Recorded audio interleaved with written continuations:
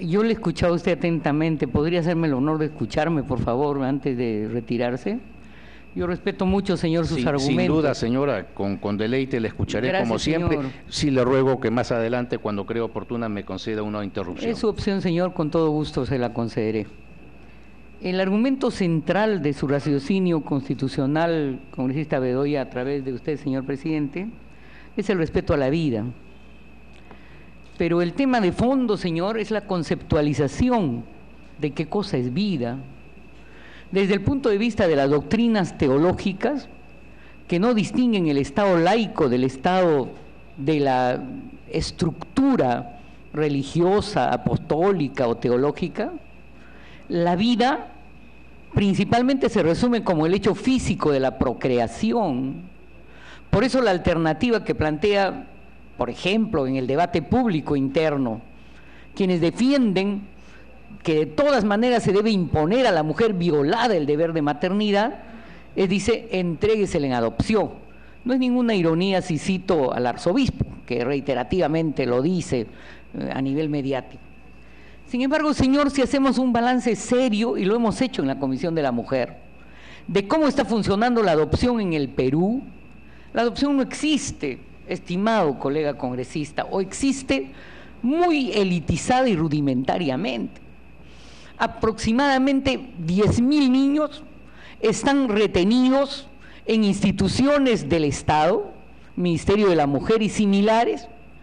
¿Por qué? Porque nuestra normatividad plantea que al niño se le puede adoptar solo cuando no tiene progenitor. Y si el progenitor lo busca en un espacio de 6 meses, ese niño no puede ser declarado en abandono, ergo no puede ser adoptado. Y en consecuencia es un niño que va a vivir toda su infancia institucionalizado en condiciones de encierro. En otras palabras, el paradigma que con buena fe, teológicamente sustentado, se plantea que ese niño sea entregado en adopción, es un paradigma no viable desde el punto de vista de la realidad en nuestro país. De otro lado, el constitucionalista César Landa, exmiembro del Tribunal Constitucional, ha señalado reiterativamente, como nos consta a los miembros de esta comisión, que su diagnóstico de la vida es que la vida es un continuum, pues la vida no es la procreación en sí, tiene que ver con las políticas públicas que el Estado dirige a las nuevas generaciones. Y si revisamos solo el porcentaje de mortalidad infantil, nos vamos a dar cuenta que no hay pues una responsabilidad plena del Estado orientada a la sobrevivencia expresada en calidad de vida para nuevas generaciones, sobre todo las que proceden de estratos subalternos. Y de otro lado está la otra vida, pues, estimados colegas congresistas, que tiene que ver con la vida de la mujer, de la mujer violada. Es una vida ya viable, hay debates históricos, ¿no?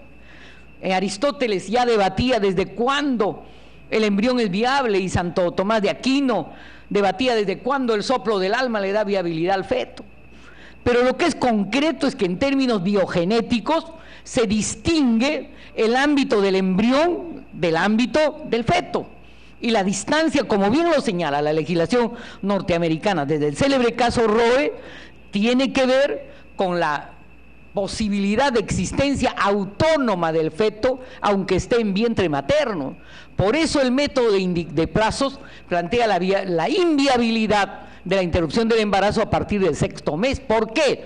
Porque el diagnóstico biogenético es que a partir del 6º mes ese feto ya tiene posibilidad de vida autónoma a la de la madre, y en consecuencia ahí sí el riesgo para una persona viable, ¿no es cierto?, que evidentemente ya tiene condiciones de existencia asegurables desde el punto de vista biogenético, es real.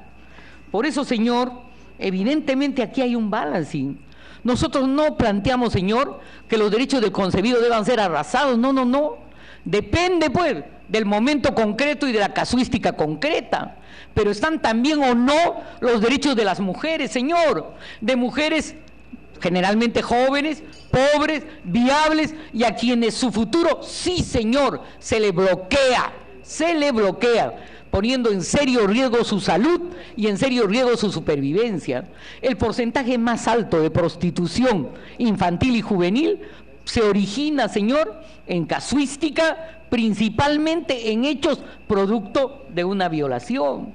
Y entonces esta sociedad, señor, que le impone el deber de maternidad, discúlpeme, no estoy siendo violenta ni acre, es mayoritariamente así, le impone el deber de prostitución, pues, a una mujer pobre que además fue víctima de una violación. Esa es la situación. Y a este Estado, señor, le aplaudimos, pues le aplaudimos que ni siquiera le dé las prestaciones de salud elementales a una mujer que ha sido víctima de una agresión sexual.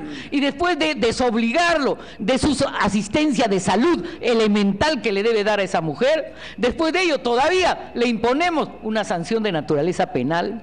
Pero la realidad, señor, la realidad, que es fuente, por supuesto, de sabiduría, hace que en nuestro sistema no haya ninguna mujer, ni siquiera ya como producto de violación, sin ninguna mujer, por ninguna causal, señor, a quien se le esté aplicando pena privativa de la libertad por el hecho de la violación. Le voy a dar. Eso quiere decir, señor, que como señala bien el criminólogo de alto nivel, Alessandro Barata, esta criminalización sea simbólica, pues. Yo respeto las creencias, señor, pero ¿por qué la Iglesia tiene tanto interés en esta criminalización? Porque pretende desde el sistema penal mantener sobre las conciencias, señor, un poder que probablemente esté perdiendo en el ámbito más moral, más teológico, en el ámbito de la autodeterminación, de las creencias y de la fe. Por eso, señor, las políticas públicas a la infancia están en cuestión. Y en este balancing no podemos pensar solo en un lado, pues, señor, tenemos que pensar también en el otro lado. Y los criterios del balancing, aquí hay buenos constitucionalistas, aplican el test de ponderación, el test de proporcionalidad. Por eso hay que sujetarlo a la casuística específica, señor. Pero hay que sacarlo de la esfera penal porque en los hechos esta conducta está fuera de la esfera penal. No se criminaliza a nadie. Entonces, ¿para qué queremos criminalizarla? ¿Para qué? Para que la Iglesia levante este asunto que debería levantar con todo derecho, señor, en el púlpito, en el catecismo, en la Iglesia, y no en el Código Penal, señor, levantando el miedo de la disuasión a partir del sistema de la normatividad penal, que es básica y fundamentalmente simbólica. Si la Iglesia, señor, logra convencer a la mayoría de mujeres que no opten por la interrupción del embarazo, bueno, pues eso será una eficiente y legítima Iglesia, señor, pero ¿por qué tiene que escudarse en el sistema penal? ¿Por qué delito, señor, se criminaliza intentando en el fondo imponer a la conciencia una decisión cuando no hay dañosidad, señor? ¿Qué dañosidad perpetra una mujer que ha sido agredida? ¿Por qué criminalizar una conducta a una víctima? Esto, señor, no se ha respondido y en general en la normatividad supranacional, y le voy a dar, señor, cuando culmine esta idea, o mejor se la doy ahora para después responderle la evolución que hay en el campo de los derechos humanos en esta materia, señor, que a contracorriente de vuestro ilustrado raciocinio justamente sustenta que aplicando la idiosincrasia y la ideología de los derechos humanos, citaré CEDAW, los fallos de la Corte Interamericana de Derechos Humanos, en fin, disciernen, señor, que hay casos específicos que van contra el derecho a la intimidad de las mujeres, cuando le plantean el derecho a interrumpir el embarazo, ¿no es cierto?, en casos terapéuticos de su salud, pero también, señor, en casos de agresión como producto de la violación sexual. El congresista Bedoya me solicita interrupción, señor. Tiene la palabra el congresista Bedoya.